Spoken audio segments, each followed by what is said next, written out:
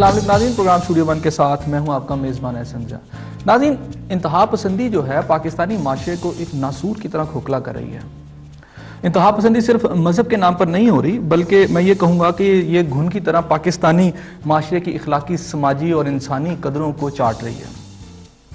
مذہب، زبان اور قبیلے اور قومیت کے نام پر پاکستانی قوم کو تقسیم کر دیا گیا ہے۔ مذہبی انتہا پسندی، دہشت گردی اور ٹارگٹ کلنگ کے ذریعے ملک کے جو پاکستانی ہیں ہمارے، جو یہاں کے باسی ہیں، انہیں خون میں نہلانے کا نہ تھمنے والا ایک سلسلہ جاری ہے۔ اس حوالے سے اگر ہم دیکھیں تو کراچی سمیت پاکستان کے بہت سے شہر اور بہت سارے علاقے ایسے ہیں جہاں پر حکومت نام کی کوئی شے بھی ہمیں نظر نہیں آتی۔ ناظرین، سوچنے کی بات یہ ہے کہ کیا ہم نے پاکستان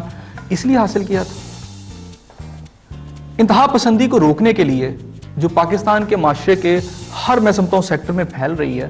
حکومتی سطح پہ کیا ہو سکتا ہے؟ حکمران کیا کر سکتے ہیں؟ کیا حکمران ناکام ہے یا ان کے پاس کوئی پلاننگ ہے یا کوئی ایسا ایجنڈا ہے یا کوئی ایسا میکنزم ہے جس پر چل کر ہم اسے روک سکتے ہیں؟ میں نے آج اپنے اسٹوڈیو میں جس مہمان کو مدعو کیا وہ خاص طور پر اس حوالے سے، انتہا پسندی کے حوالے سے میں اسپیشلی بات کروں گا پنجاب کی، اس کو کاؤنٹر کرنے کے لیے حکومتی سطح پر، اس کو روکنے کے لیے اور معاشرے میں امن کی فضا کو پیدا کرنے کے لیے حکومتی یعنی ذمہ داری ان کے اوپر سب سے زیادہ ہے۔ وزیر قانون رانا ثناء اللہ صاحب آج ہمارے ساتھ موجود ہیں۔ ہم ان سے پوچھیں گے کہ حکومتی سطح پر کیا میکنزم ہونا چاہیے، اور بہت ساری سیاسی جماعتیں اور خاص طور پر سندھ کی ایک جو سیاسی جماعت ہے جو پوائنٹ کر رہی ہے پنجاب کو کہ جی وہ دہشت گردی کا ایک گڑھ بنا ہوا ہے، یہاں پر فوجی مارشل لا کی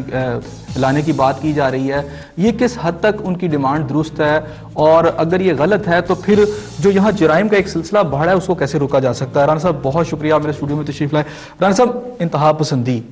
ایک تو ٹھیک ہے، مذہبی انتہا پسندی ہے، لیکن ہم یہ دیکھتے ہیں کہ ہمارے معاشرے کے ہر شعبے میں یہ انتہا پسندی بڑھ رہی ہے۔ وجوہات کیا ہیں؟ کیا حکومت ہم سمجھے کہ ناکام ہے اس کو کاؤنٹر کرنے میں؟ دیکھیں، یہ کیونکہ بہت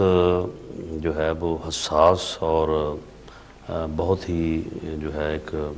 یعنی بنیادی اور قومی ایشو بھی ہے اور مسئلہ بھی، ٹھیک، اور میں سمجھتا ہوں کہ آج آپ نے اس کے اوپر بات کرنے کے لیے جو یہ پروگرام رکھا ہے تو یہ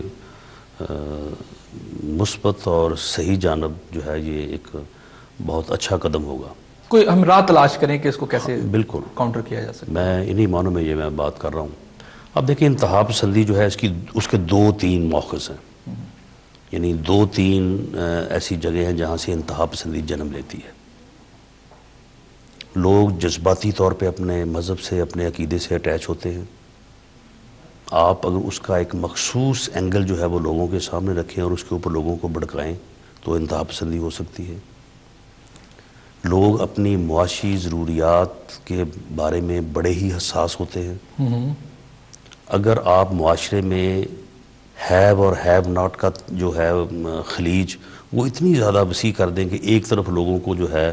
بنیادی ضرورتیں جو زندگی گزارنے کے لیے وہ میسر نہ ہوں، اور دوسری طرف جیسے کہا جاتا ہے کہ امیروں کے جو کتے ہیں وہ بھی جو ہے وہ شاہانہ طور پہ جو ہے وہ پل رہے ہوں،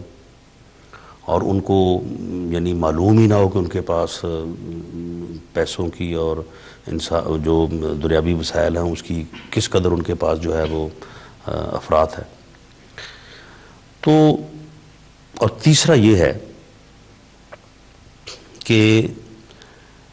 آپ لوگوں کو کسی بھی صورتحال میں جو ہے اظہار کا موقع نہ دیں۔ اظہار کا موقع جو ہے یہ بھی ایک قسم کا جو ہے وہ انسان کا کتھارسس کرواتا ہے، اور اگر آپ لوگوں کی پابندی لگا دیں کہ جی آپ بات نہیں کر سکتے تو یہ بھی ایک مخصوص قسم کی انتہا پسندی کو جو ہے وہ جنم دیتی ہے۔ اب بدقسمتی یہ ہے کہ پاکستان میں یہ تینوں چیزیں ہیں۔ جناب صاحب، ہم یہاں ایک اور بھی چیز دیکھتے ہیں، ہمارے اندر جو برداشت کا جو ایک مادہ تھا یہی وجہ وہ ہم بحیثیت قوم بھی ختم ہوتا جا رہا ہے۔ ہم ایک دوسرے کی بات نہیں سننا چاہتے، کوئی بات ٹیبل پہ نہیں اس کا حل کرنا چاہتا۔ نہیں، اس کی وجہ یہ کہ یہاں پہ ٹیبل پہ بات ہوتی نہیں رہی ہے، یہاں پہ ٹیبل پہ بات کرنے کا رواج نہیں ہے۔ یہاں پہ تو بندوق کی نالی سے اور طاقت سے زبان کرنے کا بات کرنے کا جو ہے وہ ماحول رہا ہے پچھلے 60 سال۔ نہیں، لیکن اس میں آپ مجھے یہ بتائیں کہ اس میں کیا حکومتی سطح پر وہ حکمران جو تسلسل سے آتے رہے ان کی اپنی پالیسیاں میرا خیال ہے ذمہ دار نہیں ہے کہ انہوں نے خود بھی لوگوں کو اس سطح پہ لڑوایا، کچھ ایسے گروپ نہ صرف ان کی پالیسیاں ذمہ دار ہیں، بلکہ پاکستان میں آزادی کے بعد آپ اگر 1956 تک کا وقت لیں تو اس میں بھی جو ہے اسٹیبلشمنٹ کی اور ان قوتوں کی جو ہے وہ انٹریکٹ جو ہے وہ انوالومنٹ اور جو انٹرونشن شروع ہو گئی تھی. لیکن اگر 56 سے بعد کا لیں تو یہاں پہ تو حکومت ہی جو ہے وہ طاقت کی بنیاد پہ ہوتی رہی. یہاں پہ طاقت کا قانون ہے, ٹھیک, یہاں پہ قانون کی طاقت نہیں ہے. تو جس معاشرے میں ٹیبل پہ بیٹھ کے بات کرنے کا رواج نہ ہو, جس معاشرے میں لوگوں کو جمہوری آزادی حاصل نہ ہو, جس معاشرے میں لوگوں کو ایک دوسرے کو برداشت کرنے, ایک دوسرے کی بات سننے, ایک دوسرے کی بات کا احترام کرنے کا جو ہے وہ رواج ہی نہ ہو, تو وہاں پہ پھر انتہا پسندی جنم کیوں نہیں لے گی؟ پھر اس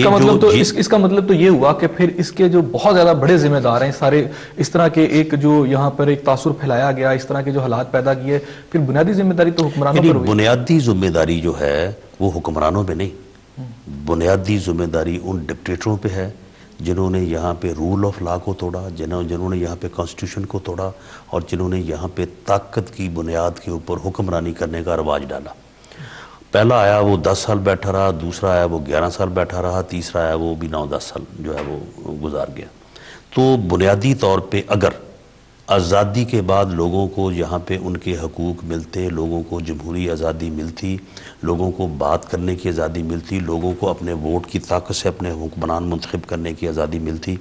اور اس ملک میں مارشل لا نہ لگتے, اس ملک میں آمریت جو ہے اس کا رواج نہ ہوتا, تو یہ جو انتہا پسندی لوگوں کے رویوں میں آئی ہے وہ بالکل نہ آتی. اچھا صاحب, مجھے یہ بتائیے گا کہ ہم یہ دیکھتے ہیں کہ ایک تو اور اگر دوسری دونوں وجوہات کا بھی تھوڑی بات کر لیں تو میرا خیال پھر آگے جا کے دوسری بات ہے کہ جو ہے مذہبی انتہا پسندی. دیکھیں, جب تک آپ کے ہر محلے کی مسجد میں جو مولوی صاحب بیٹھے ہیں ان کی تعلیم کیا ہے, ان کی تربیت کیا ہے, اور وہ بیٹھے کہاں پہ ہیں, ممبر رسول صلی اللہ علیہ وسلم کے اوپر, جب تک ان کو یہ آزادی رہے گی کہ وہ ہر جمعے کو اللہ کے نبی اور دین کے نام پہ اپنا ذاتی ایجنڈا جو ہے وہ لوگوں کو سمجھانے اور پیش کرتے رہیں گے, تو اس وقت تک بھی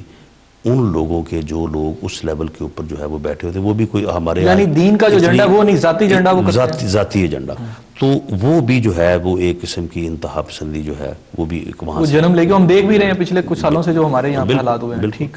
تو یہ بھی جو ہے یہ بھی اسٹیٹ کی ذمہ داری ہے, یا ذمہ داری تھی, جو کہ میں سمجھتا ہوں کہ سال 2 سال میں یا 5 سال میں نہیں, یہ پچھلے 60 سالوں میں جو ہے یہ اسٹیٹ کی ذمہ داری ہونی چاہیے تھی. اور جس طرح سے دوسرے ملکوں میں ہے, دوسرے ملکوں میں جمعے کے خطبات جو ہیں وہ باقاعدہ طور پہ جو ہے ان کی ایک اہمیت ہے,